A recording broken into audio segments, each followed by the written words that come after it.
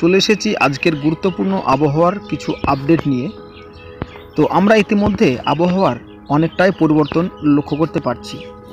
তো লক্ষ্য পরিবর্তন বলতে গেলে যেটা আমরা দেখতে পাচ্ছি এই মুহূর্তে, তো এই মুহূর্তে আজকে সকাল থেকে দক্ষিণবঙ্গের একাধিক জায়গা আকাশ মূলত মেঘলা রয়েছে এবং সেই সাথে উপকূলবর্তী জেলাগুলোতে কিন্তু বৃষ্টিপাতের সম্ভাবনা ছিল, সকালবেলাতে হয়েছে।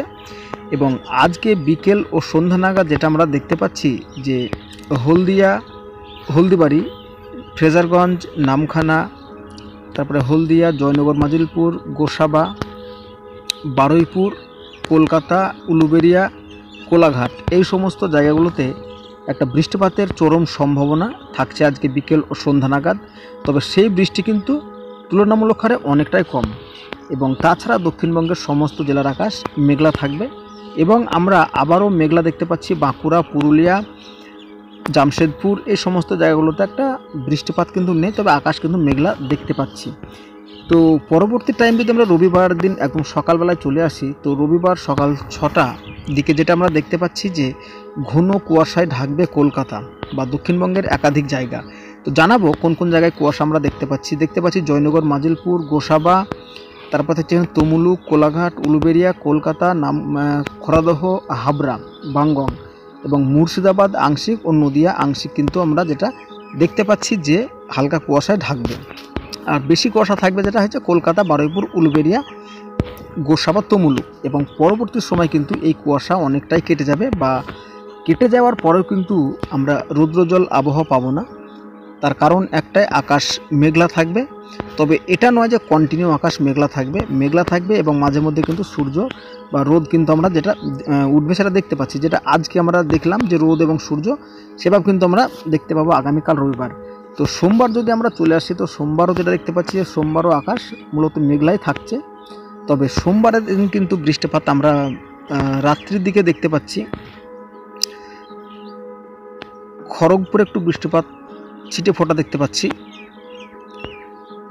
কোলাঘাটে একটু বৃষ্টিপাত ছিটে ফোটা দেখতে পাচ্ছি, হলদিয়াতে ছিটে ফোটা বৃষ্টিপাত দেখতে পাচ্ছি। আর আমরা বৃষ্টিপাত এখানে লক্ষ্য করতে পারছি চাকদা ও বাগননে, খুব হালকা পাতলা বৃষ্টি। তবে পরবর্তী সময় কিন্তু এটা কেটে যেতেও পারে। তো তাছাড়া কিন্তু দক্ষিণবঙ্গের আকাশ মেঘলা থাকবে।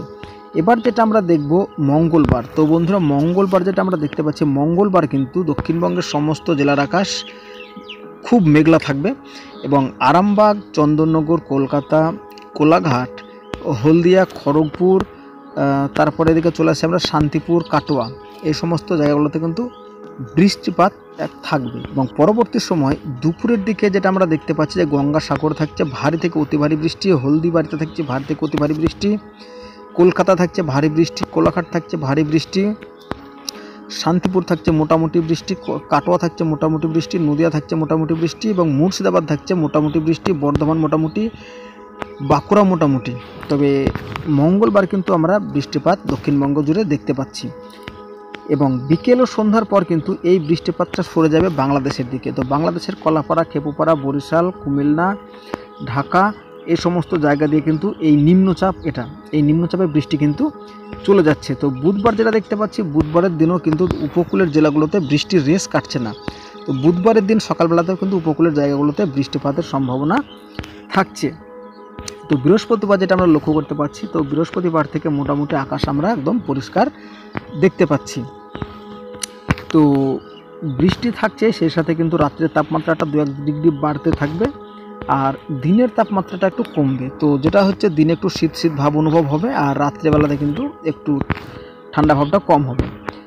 তো যাই হোক বন্ধুরা, এ তো অনেক দিনের আপডেট দিয়ে দিলাম মোটামুটি বৃহস্পতিবার। তো আবহাওয়া পরিবর্তন হয় যেটা আপনারা জানেনই, তো পরিবর্তন হলে অবশ্যই আপনাদেরকে জানানো হবে।